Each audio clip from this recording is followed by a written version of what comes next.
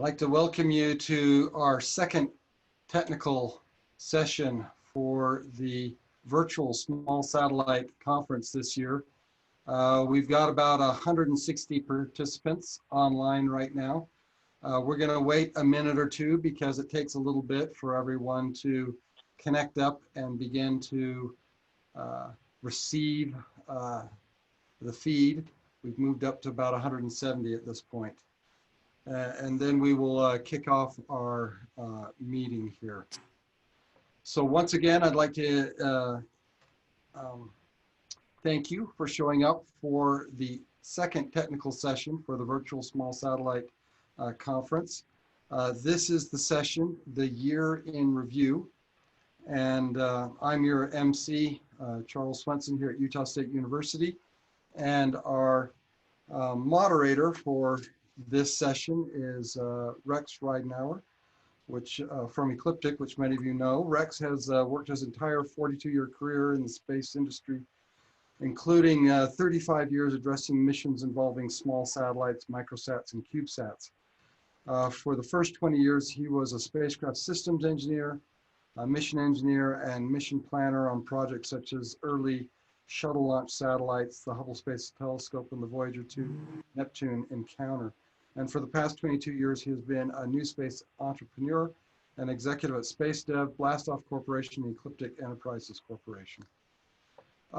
Real quickly, if you are going to ask questions, and we encourage you to ask questions, use the Q&A tab down at the bottom of your screen in Zoom. Click on it, up will come a box, type in your questions, and we will field them. Our session today has a number of presentations, and we will have about 5 minutes for each of these speakers. And we will turn the session now over to Rex, and we will go through and do a short synopsis of the talks and then a Q&A. Go ahead, Rex. Hey, thank you, Charles. Yeah, hi everybody. Thanks for calling in. I'm calling in from Pasadena, California. And today we have 6 speakers lined up. We reviewed 44, I believe it was, for this session. It's really tough to pick just a few, but we have 6 really excellent talks. In order, I'm going to introduce the speaker and their paper title, and they'll spend a minute just summarizing the gist of their paper. First up is David Spencer from Purdue University. He's calling in from West Lafayette, Indiana, and he'll be presenting, or he has presented, he'll answer questions on the LightSail 2 controlled solar sailing demonstration mission. Dave, welcome. Oh, you need to unmute, Dave. Thanks, Rex. Okay. So just to give a quick review of my paper. So as Rex mentioned, the LightSail 2 mission is to demonstrate controlled solar sailing in Earth orbit using a CubeSat platform. And the paper provides an overview of the mission, the CubeSat design, flight software overview, also provides a kind of a blow-by-blow of mission operations, and dives into the solar sailing performance assessment. We also provide some very nice images that were acquired by the mission. We launched a little over a year ago, back in June of 2019, deployed a 32 square meter solar sail a month later, and we've been doing 2 90-degree slews per orbit in an effort to change the orbit using solar pressure. And we show that we've noticeably been able to decrease the orbit decay rate when solar sailing versus not solar sailing. Thanks, Rex. Okay, thanks, Dave. Next up is Dee Pack from calling in from El Segundo, California. He works at Aerospace Corporation. And Dee has a very interesting paper that addresses Landsat imagery, Landsat quality imagery from a CubeSat. And he talks about the results and operational lessons from this Aerospace Corporation satellite for the first 18 months of its mission. Welcome, Dee. Hello, good afternoon. And yes, as you stated, we somewhat provocatively entitled our paper Landsat Imagery from a CubeSat, and we set ourselves a challenge of flying a commercial focal plane with a spare Landsat equivalent filter to see how well we could do a push broom imaging multispectral Visnier sensor. So the paper and talk really review our checking out this sensor, making it work, and eventually creating some imagery that compared reasonably well with Landsat 8 in those bands. So it took us a little longer than anticipated. Part of that was due to on-orbit checkout of the LaserCom system, which relied on cooperating weather. And Southern California during the May, June timeframe can be very, very cloudy, a lot of marine layer. So that slowed us down a little bit, but we managed to use this fairly complex, for a CubeSat, for our CubeSat program, a fairly complex sensor, downlink the data via 100 megabit per second LaserCom link, which is, you know, a payload in its own right, and pull this thing together in ways that the talk and paper describe. So it was probably the hardest little CubeSat sensor we've worked on to date in some ways. And I was originally brought in to calibrate the sensor with my departmental team. And we were sort of the last people standing from the team, some of whom moved on to other positions in the industry. But we felt it's necessary to document all this. And so we put it together for this year's SmallSat conference. A lot of really impressive results. It's very intriguing out of a 3U CubeSat. So thanks a lot, Dee. We'll get back to you with questions. Next up is Brian Murata from Ball Aerospace and Technologies Corporation. I assume you're in the Boulder area, Brian? Is that correct? Oops.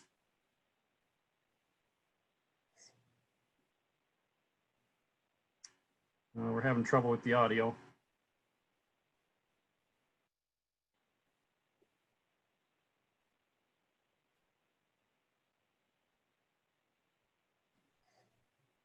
Yeah, sorry, Brian, we're not hearing you.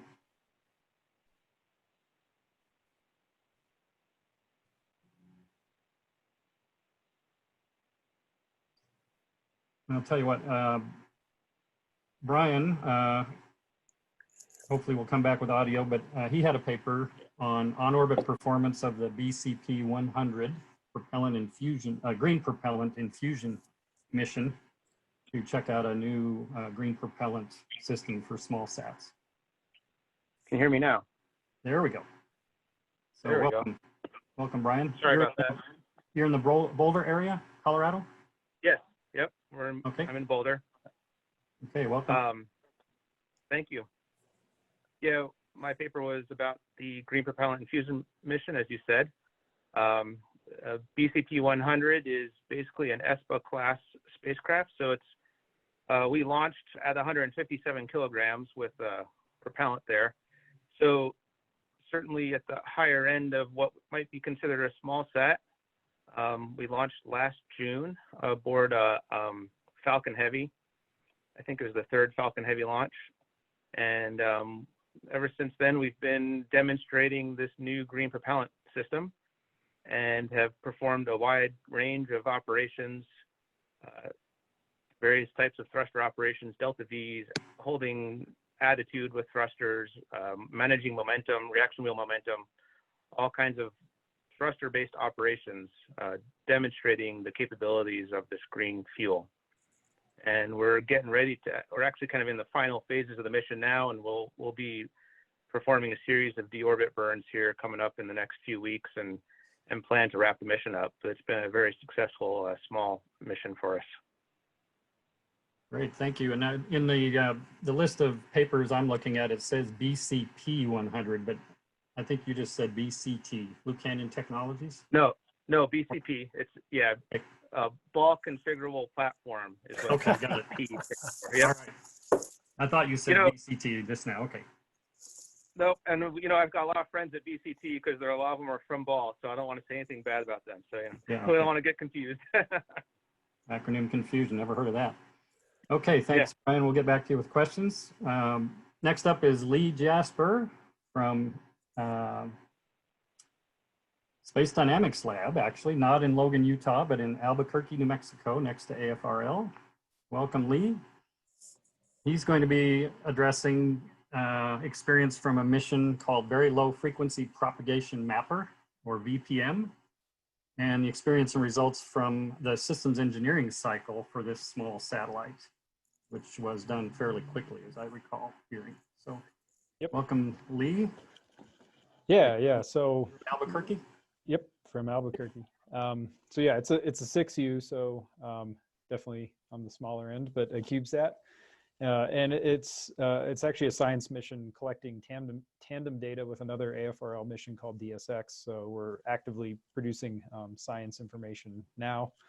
It first got on orbit, flying by itself on February 1, and so yeah, we just kind of talked through a lot of the different design decisions we made to be flexible to events and certain issues, the pandemic being one of them. We got lucky. But yeah, the presentation, I talk a lot about designing for a tumble, which is kind of a design practice we have, but the paper expands well beyond there. And we talk a lot more about an early on-orbit failure and how we recovered from that.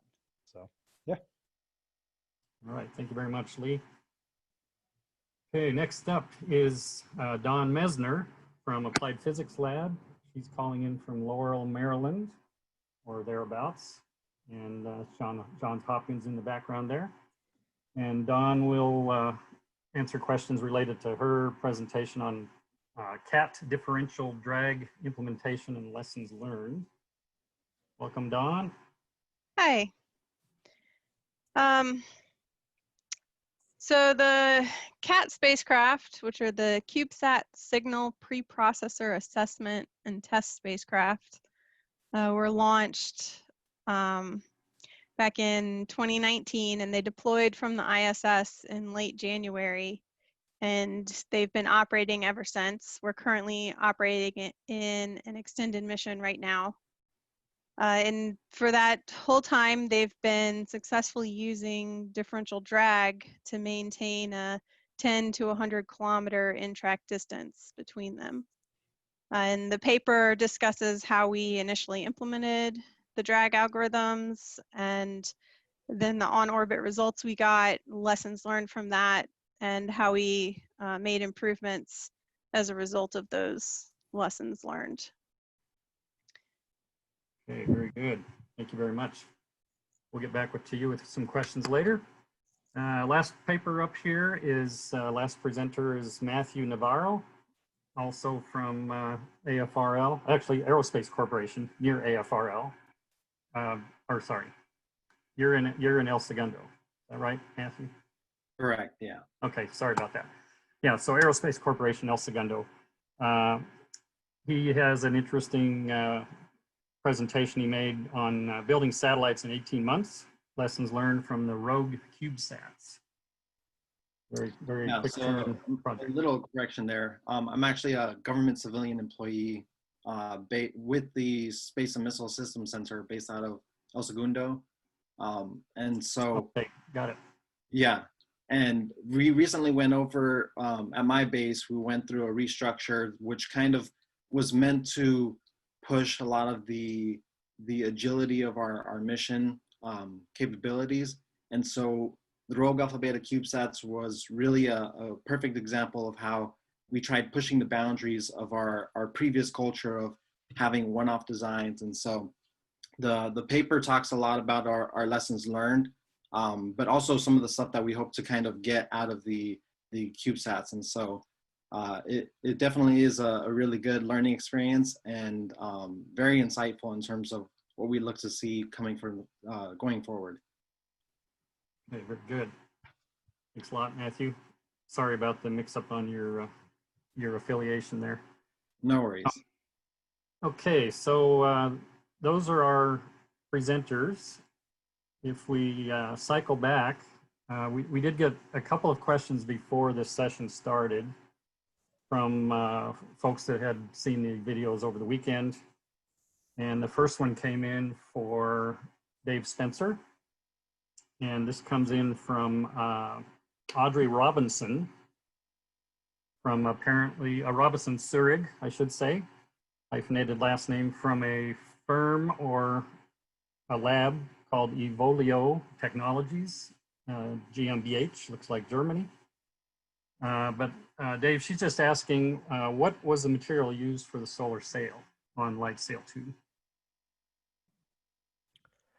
Yeah, it's an aluminized Kapton, and it's just, I think, around 4 microns thick. So it's a very thin film material, and we've been watching it carefully in images to see if we see any signs of degradation in the space environment during the 1-year solar sailing mission to date. And we don't see any pinholes or tears or anything in the sail material as of yet. So we're happy with the performance. Excellent. All right, thank you very much. I'll go to the other question we got. This is for Matthew Navarro, and it comes from Johan Lietgens from Lens R&D. Didn't list the country, but I'm guessing it might possibly be in Europe. But anyway, it's a fairly long question, so here we go. He says on page 4 of your talk, you elaborate on the need for different COTS standards, commercial off-the-shelf standards, to transform COTS into space-grade COTS, or SCOTS, he calls it. Doing so will require full qualification programs to be run and traceability to be introduced for COTS. This again will take speed out of the SCOTS developments. How would you propose to solve this dilemma? Yeah, so just to kind of clarify, we use a lot of commercial parts when we designed these and built these 2-3U CubeSats. And so they really are very compact, very complex pieces of machinery. And one of the things that we kind of learned was that the commercial parts that we acquired, we wanted to do a little bit more testing with them or do inspection, because we did unfortunately receive a few faulty parts. And so with that too, we were thinking that by having the commercial vendors either provide inspection certification or workmanship certification to kind of guarantee or mitigate against that, then that would help to reduce the front end from the government standpoint. However, that definitely is something that we took into consideration. Having vendors or even multiple vendors go through that process kind of really does slow down the process. And so for our purposes in terms of this CubeSat program, we were able to have our experts kind of go through it, look at the parts and make any corrections. But for going forward, if you're going to make a proliferated system with multiple satellites, that kind of investment would be well worth it, we think. And that relates to a question I had, which was you mentioned you were using a COTS bus. And I was curious if it was a real bus or whether you just built a bus out of COTS components. So the bus was based off of a legacy design that we've used for previous missions. By COTS, I do kind of want to go towards the fact that we didn't get it specifically from a vendor that like just pumps these things out. However, we did do a lot of modifications with some of the parts that we did get in order to accommodate the components we ended up using. And so that's kind of, if that kind of answers your question there. Yeah, I had known about your other buses, so I assumed you kind of built it all up from parts you got from somewhere, right? Okay, thanks. We have a new question from people online now from Mark Suter. This first one's for D, for your mission. Mark did not list, or maybe it's just not available here where he's writing from, but he asked, what do you think is the hardest part of the mission to get performance from a CubeSat that was similar to Landsat? Do you think this generalizes to miniaturization / quicker cadence, etc., in other end user domains other than Earth remote sensing, for example, communications or whatnot? Do these lessons translate over? I would say the lessons do not translate over, and the hardest thing when I think about really trying to get that performance from a small satellite to Landsat is really the operational cadence for a real Landsat mission. You're taking data all the time or much of the time. We didn't even try to do that. We were taking small swaths periodically to demonstrate sensor performance and to demonstrate that it was even possible to do from a small system. Our swath was 56 kilometers wide, not 180 or 185 like Landsat 8. So you have the constraints associated with small optics, small focal planes. So you're not going to get the same Earth coverage, obviously, out of a single satellite. You have to go constellation, multi-ball. And then that brings to mind one of the real issues facing small systems is calibration. How do you keep them calibrated on orbit? How do you know that you've kept them calibrated on orbit? How do you do cross-calibration if you only go over fiducial sites infrequently? It's a conversation I've had with researchers at Planet as well. Someone has to do the hard work of calibration, and the Landsat program of record has done that. Duplicating that in a CubeSat may require new technologies, new techniques, and it's a difficult task. And so and that goes to the basic Landsat mission of data continuity, a long-term record of Earth's surface. It's one of the most valuable aspects of that program. And now with the Europeans and Sentinel, they're trying to do the cross-calibration necessary to bring new programs into that. And that's where I see the real challenge of keeping the operational cadence of a small satellite in the same class as a large satellite is hard, and then doing that kind of cross-calibration on a constellation scale, as Planet, quite frankly, is attempting. That's a major challenge. And it's a different kind of challenge than the ones associated with the other technologies that Mark alludes to. Yeah, excellent answer. Yeah, because I know it's hard enough when you have like a Landsat 6 and Landsat 7, just to get those data sets to cross-calibrate with each other for the continuity. That's hard, right? Just with two satellites. Yeah. Okay, thanks much. Another question from the same person, Mark Suter. This is for Brian.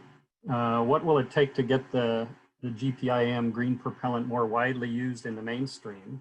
What are the obstacles that you have to overcome before you see this wider acceptance? Well, I think it's just a lot of any new technology in the aerospace world. You kind of need to reach a critical mass of companies that are willing to provide the technology and use the technology. And I think we're seeing that there are some more recent missions that have been launched with green propellant out of the US. I think Lunar Flashlight maybe is one that recently launched or is getting ready to launch that has a green system on board.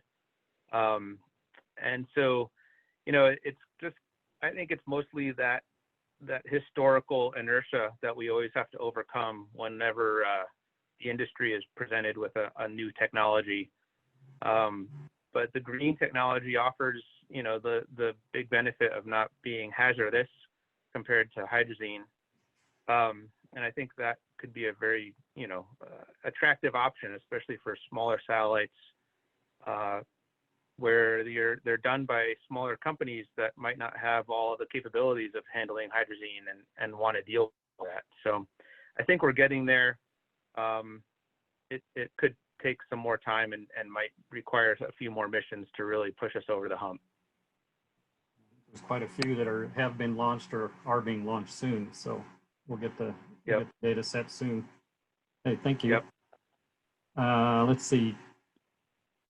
Question for Lee Jasper.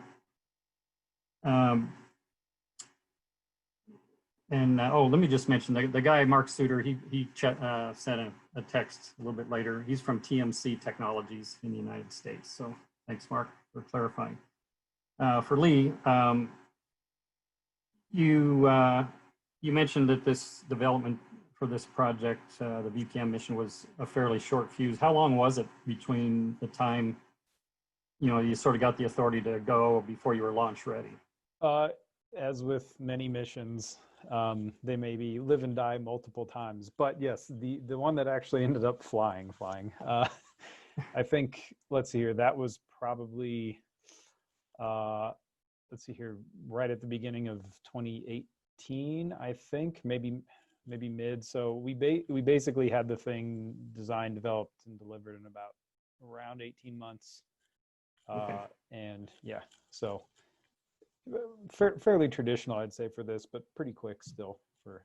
Not bad, yeah. All right, thank you. See, Don, let's see, both Dee's mentioned Planet a couple times. Several years ago at the SmallSat conference, Planet presented a paper on how they got their constellation established and how they're maintaining their constellation. And they were also using differential drag by feathering the solar arrays. At least that's one technique anyway. And it seemed to work pretty well, especially if they had a satellite fail and they needed to kind of reposition the constellation to fill in some gaps. And I'm just wondering if you were able to consult with Planet about their experience, or otherwise share information between your mission and their missions, or cross-correlate results of any kind. No, we didn't share any information. I did read their papers before we launched, and while we were developing all of this, they were part of the research that we did. Okay. Both them and the Cygnus SmallSats. They're doing it too. Also used similar techniques. One of the major differences was that CAT isn't a constellation. So we didn't have, this large number of satellites to organize. We only had the 2 to maintain. Mm-hmm. So in some ways it was simpler. However, we had to maintain those 2, in a fairly small box between 10 and 150 kilometers. And so in that way, it was a little more challenging than your larger constellation. Though I think as Planet later started launching a lot more satellites, their boxes got a bit tighter over time. So I've lost track of how many they're operating, but I think it's over 100. The last one I read was like 88, but it's probably more by now. Yeah. Okay. All right. Thanks for that. Let's see. Question for Matthew.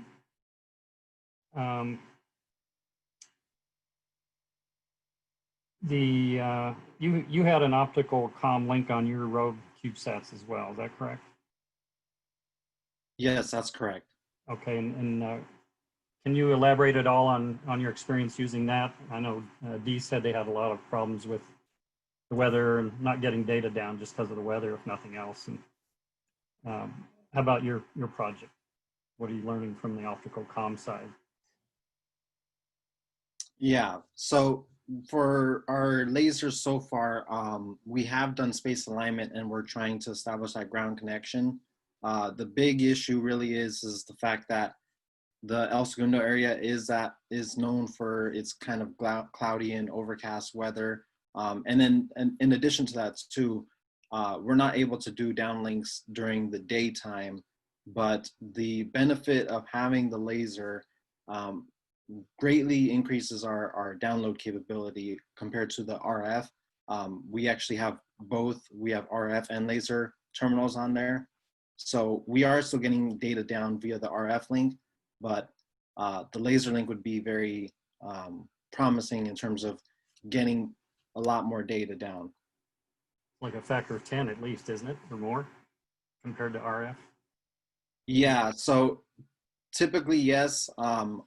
I don't know the numbers right off the top of my head, but yes, we would get significantly more data and being able to collect a lot more data throughout the year to year and a half mission time that we're looking to put these CubeSats through. Great. Okay, thank you. Go back to Dave here, Dave Spencer. A question from Carlos Niederstrasser, a regular SmallSat attendee. Question for the light sail team. What's the next plan for light sails? Light sail 2 proved the concept for Earth orbit anyway. Is it scalable to the point of being useful for other missions? Yeah, thanks, Carlos. So the next big thing for solar sails is a near-Earth asteroid scout mission, which is led by NASA, Marshall Space Flight Center. And NeoScout's going to fly a 6U CubeSat with an 86 square meter solar sail to encounter an asteroid. So that's very exciting. But longer term, there are mission concepts that use much larger solar sails to fly what are called non-Keplerian orbits. So one example of that is to use the acceleration provided by solar pressure to station keep the spacecraft sunward of the Sun-Earth L1 point to provide early warning for solar storms.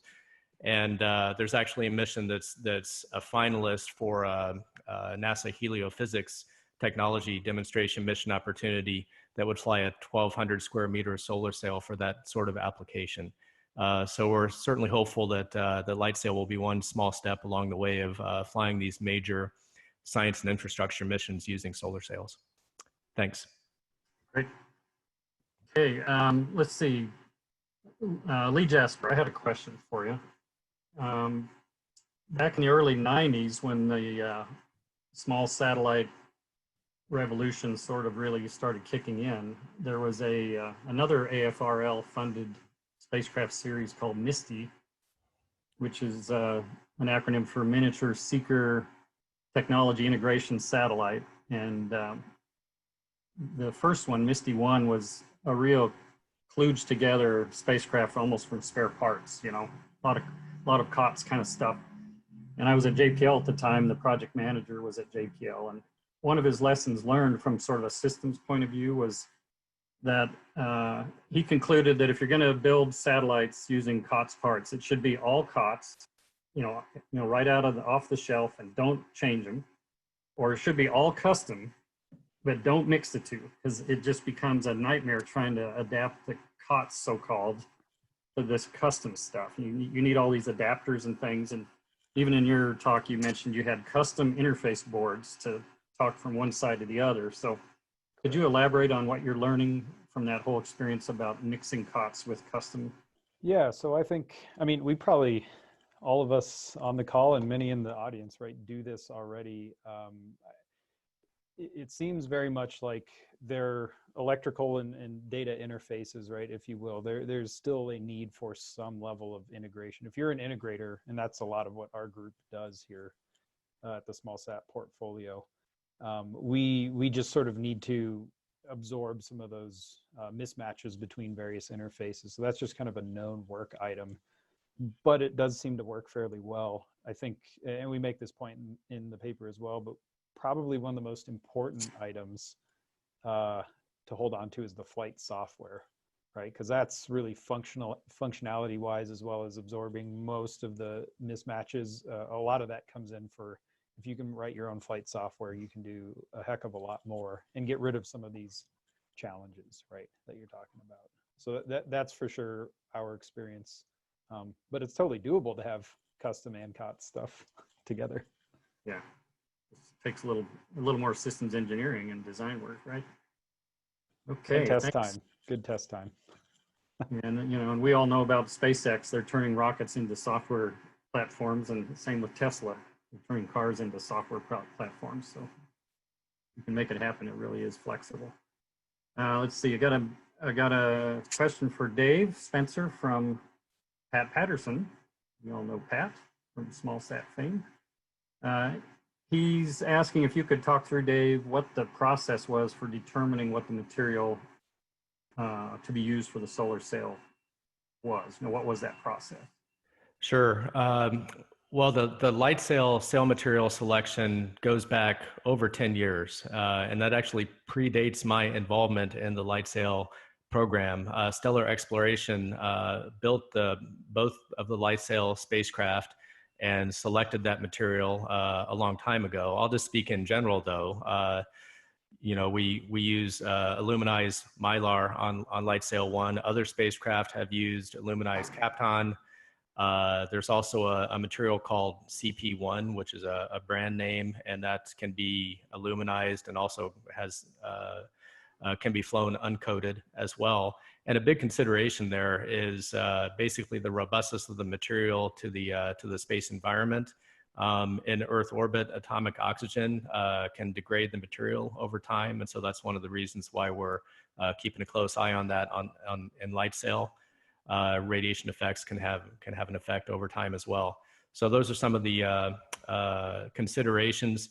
And you know, the way to go about getting educated on this is there have been some good test programs at Marshall Space Flight Center, NASA Langley, and ESA, and there are some good papers out there. Do you know, is Near-Earth Asteroid Scout, are they using the same material for something? They're using aluminized CP1, I believe. Okay. Yeah, which is a polyamide material. Okay, great. Here's a really interesting question for Dawn. And this is from Mark Suter again. What would be the impact, no pun intended, if the satellites were to contact each other on your mission? Did the structural design consider this? For other proximity operations type missions, would you recommend this be considered in such cases when maybe one satellite uses its nav or control somehow? Or would you recommend other mitigation strategies for collisions? So that's an interesting question. Yeah. Originally, the CAT spacecraft were not proximity operations spacecraft. There was no there was an option that was studied, that was brought up, that said, hey, you know, maybe we could use differential drag to keep these spacecraft next to each other, and it was tabled until the spacecraft were built, and you know, a couple months before they were ready to be shipped for launch, and they said, oh, by the way, let's do this. Yeah, okay. And so, no, it was not a part of the structure at all. I imagine if they were to impact, it would not be good. However, we do, what we do is we keep them between the 10 and 150 kilometers, and we always keep them with Cat 1 ahead of Cat 2. And, you know, if something were to happen and we no longer had communication with one or the other, or controllability, then they would rely on the fact that they're not, you know, exactly in the same orbit, and so there is a limited probability that they would actually impact, and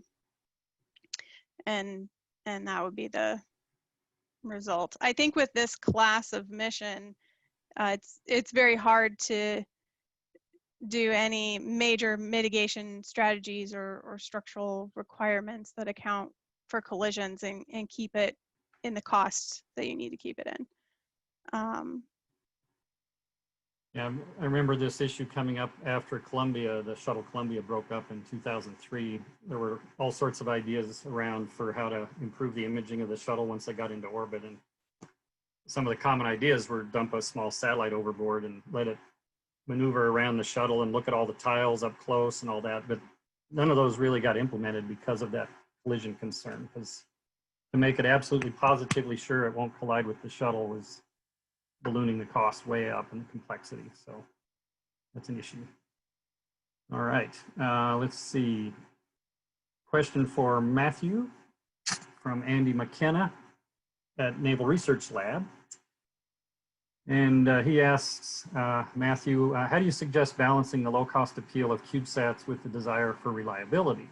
Certain measures like raising the COTS standards or increasing inspection would surely increase the price of the CubeSats and offer less cost savings against larger, more redundant spacecraft. Yeah, so that is a good question. And I guess too, it might be worth kind of clarifying exactly what we mean by raising COTS standards. Obviously, you can increase the standard and hold those parts to a higher level of clearance. But also too, we kind of faced some faulty parts.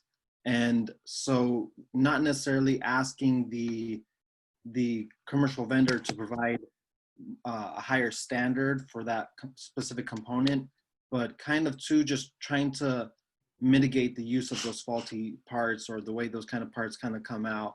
And even if you were to increase the standard or select a vendor and put them to the higher standards, it would still be beneficial, because one thing with using some of those one-off designs is the fact that as soon as that satellite kind of outlives some of, because so for example, a lot of older satellites go for 10, 20 plus $1 million.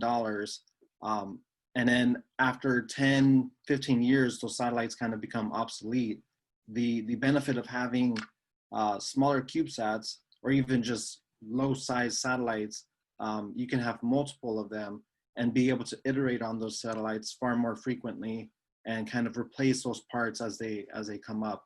But that definitely is one of the concerns. And as the technology starts to develop and mature, I'm sure industry will kind of pick up on that. And that's what we're kind of trying to see, is that with the growing interest in CubeSats, especially from the government standpoint, we're hoping that more and more vendors start to pick up and provide specialized buses that they can guarantee very much the same reliability that they are on more expensive one-off design satellites.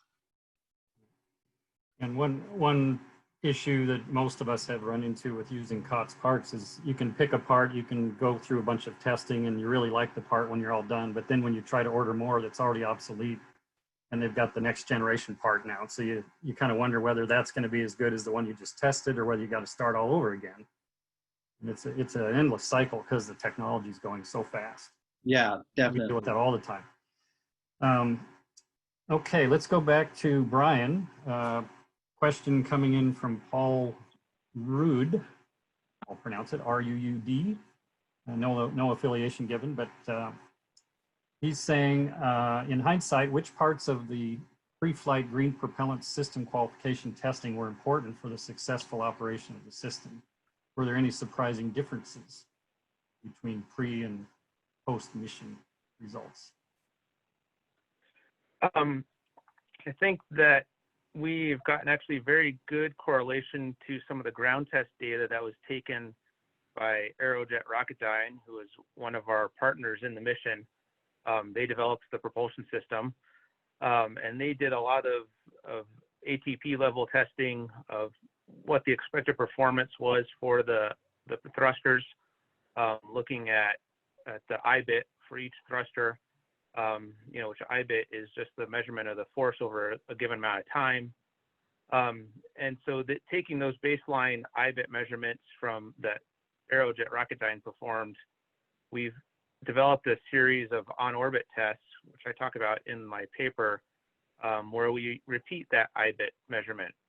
And we take those results from the on-orbit tests and correlate them back to the baseline ground test data. And we're actually seeing really good correlation between the on-orbit and the ground test. I don't have those explicit numbers off the top of my head. I'm an attitude control guy. Our PI is the guy that runs, that kind of keeps track of all the propellant performance and the thruster performance down to that level. But I know that at a higher level, we have gotten definitely the type of performance we were hoping to get, and well within the specs that we had written ourselves. So Great. It's been a very successful on-orbit demonstration. Yeah, so a directly related question came in from Dr. Michael Martin from Lynn Tech in College Station, Texas. And you may have already answered this, but he's basically asking, as you fire the thrusters in orbit, are you getting the expected thrust to what you predicted? And do you consider the propellant now to be flight proven? or the whole system to be flight proven, let's say. Yeah, the system is flight proven now. That was one of the primary goals of the mission, was to get a complete green system on orbit and perform a whole range of operations to get that flight proven aspect, for NASA. And we've accomplished that through, like I said earlier, a whole range of different types of operations, using a primary divert like a delta V mode, where we have been changing the orbital altitude. We've been bringing in apogee and perigee altitudes over the life of the mission, and showing these operations are repeatable as we go through the different tank pressures as we use up the propellant, which is also another important aspect to showing a new technology, especially propulsion technology. Is, okay, it's one thing to be able to generate thrust. Can you generate that thrust in a predictable manner and over the life of the tank? And we have been showing that. And again, I don't have all of the explicit down to what percentages they are, but I know it's all been mapping very well back to the expected, before we look at data. Right. So it's, in NASA parlance, it's TRL-9 now, right? It is. Yep. Yeah. Okay. Exactly. And incidentally, that first question about the performance was from Paul Rude, and he's at Aerospace Corporation, he says. So thanks for that question. Let's see. This is an interesting question from Mark Skinner at Aerospace Corporation in Arlington, Virginia, for Dawn. And he asks, if your two spacecraft become cross-tagged while close to each other, say less than 50 kilometers, is there any facility to remotely identify them or to tell which one's which? Yes, so my understanding is that the spacecraft transmit and upload on different frequencies. So the Space Communications Facility here at APL will always know which spacecraft they're getting telemetry from or sending commands to, so that we couldn't send commands to the wrong spacecraft and we couldn't receive telemetry without knowing which spacecraft it was coming from. Right. They're both unique. Okay. Let's see. Here's a question for Matthew from Allison Yarborough. No affiliation given. But question is, how did you incentivize the vendors to deliver the additional testing, inspection, and data for your parts? We understand that unless you're a large influential volume buyer, some suppliers refer you to their distributors or respectfully tell you, this is our offering, take it or leave it. I've heard that before too, so yeah. Yeah. Oh, you don't want 10,000 of these things? Right? Yeah, so thank you, Allison, for the question. That definitely is something that is worth considering.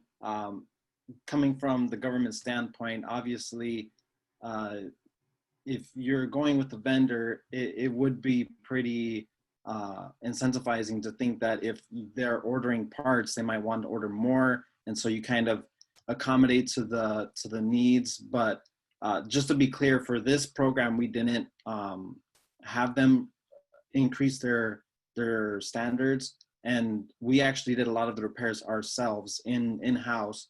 And so just going forward, that's something that we wanted to point out, is the fact that obviously it is a concern.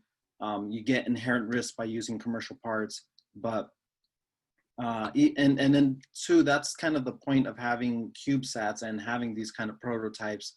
No one wants to work on something for a year, 2 years or plus, and then shoot it up into space and see it not working. But that's just the simple fact of the matter of this, the industry that we're in is you use some parts and sometimes you just face issues with those parts, or how you integrate them, or how those things can be implemented for future designs. And so that's kind of one of the things that we learned about too. We're kind of starting to phase out some old components that we used to use, simply just because the parts are just too fragile and they would crack or suffer from issues when handling and installing. So those kind of things, having that commoditized bus really does help, because those lessons learned from previous generations can more easily be translated into future generations. And I think your Aerospace Corporation group's up to what, 12 or 15 satellites by now that have been launched, all sort of in this family over the years. Yeah, so like that. we have 15 generations, but multiple satellites within. And by the way, Allison was from Aerospace Corporation in El Segundo. I recognize your name now, Allison. Okay, so there's one more question. No name was given, just an anonymous attendee, but it's for D. And this is kind of a wrap-up question, and I think after this one we can start wrapping things up. But question is, D, now that you've digested everything from your mission, if you did it again, would you use the optical comm downlink as a key element of the mission, or would you maybe go to some S-band or some higher frequency RF system to get the data down? I'm bullish on the laser comm. I mean, it operated repeatedly during the R-Cube mission at 100 megabits per second. We could have operated it at 200, but the bit error rate was, more favorable at 100 for this system. We have a plan to proliferate ground stations, Darren Rowan's plan. And with a couple more ground stations, this weather problem goes away. And there's a clear path with our current on-orbit technology by way of ground station upgrades to 600, as I recall, 600 megabits per second. And I think Rich Welly told me getting to a gigabyte per second or so is not a big deal in his opinion. And so I'm just bullish on the laser comm. And a Landsat-like mission where you can store and dump the data, where you're not obliged to do live transmission as you might be for a weather satellite, for instance, it's the perfect sort of mission. Science missions are the perfect sort of missions for laser comm, because you can store the data, downlink it over your laser comm stations, and analyze it rapidly after collect, but not immediately after collect. So it's just perfect, and it's a real enabler, in my opinion, for cramming more, because the laser systems, at least the ones we've implemented, are so compact. It's a perfect system for cramming more science into your payload and a little less comm. So I like it, and we used it on the Rogue satellites, and we intend to keep using it moving forward. Yeah, I'm not aware of any session at SmallSat that's been dedicated strictly to laser comm, but there's enough activity now on the spacecraft terminal side, the ground segment side, and even for deep space that we could have a whole session on just laser comm applications, right? It's a very active area. Very active.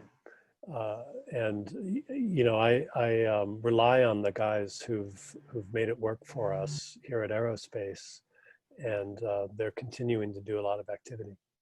And so Charles, take note for next year. Yes, I hear you. We'll take notes for next year. Yeah, so it's got about 7 minutes left, and we're going to try to finish right on the dot, if not a little bit earlier. So Charles, did you have any questions you wanted to ask?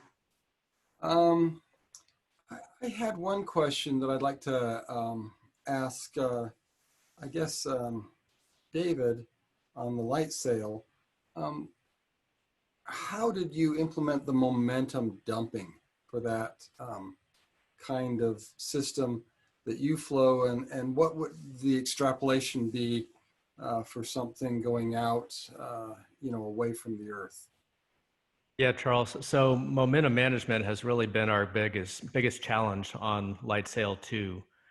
LightSail 1 flew without attitude control. It purely demonstrated sail deployment. So LightSail 2, the big change was having active attitude control, which is accomplished via a single axis momentum wheel, as well as torque rods on the spacecraft. So we can control about a single spacecraft axis and reorient the sail about that axis. And as you're alluding to, the momentum wheel does saturate over time, 2 or 3 times a day on average. And when that happens, we go into a detumble mode where we spin down the wheel and take out the spacecraft momentum using torque rods. And being able to first off automate that process, because initially we had a desaturation activity that was not very effective in terms of taking out all of that wheel momentum. So we found that we had to basically do a DSAT that's we're at 200 minutes, basically 2 orbits long at this point. And we eventually, over a couple months, were able to automate that so that 200-minute desaturation event happened once per day automatically. And back in April, we upped that to 2 different times a day. So we do basically 400 minutes of DSAT per day at this point. And that actually has improved our solar sailing performance over time. You asked longer term, how would other missions do that? NeoScout is using a completely different strategy. They've got a movable mast that allows them to change the center of mass, center of pressure offset that allows them to take out momentum over time without going through the DSAT machinations that I've just said. So anyway, that's a very attractive way to do things. Other solar sails might use embedded retroreflective devices to be able to manage the momentum as well. So there are different ways to do it, but it is a big challenge with solar sails. Well, thank you. And Rex, thank you for expertly running our webinar today. You're very welcome. To all the speakers and for all the wonderful questions that we received from the audience. We had over 200 people here listening into the webinar today. And Rex, any last word? Well, I did not get to one question. Unfortunately, we're running out of time from Ravi Deepak. Do you have a mechanism for getting questions to the speakers after the fact, or is this it? I see it here, Rex. I can respond to it and type an answer back. Okay, great. Okay, thanks. Okay. So thank you very much, Charles, and thanks all the speakers for showing up on time and running a tight ship here. I think we got through almost everything we wanted to do, so really appreciate it. Thank you. And this will end our second technical session for our virtual small satellite conference this year. And we encourage you to jump on to the next one, which will be our third technical session as we talk about science instruments. And thank you, Thanks, Mary Ann. everybody. Thank you.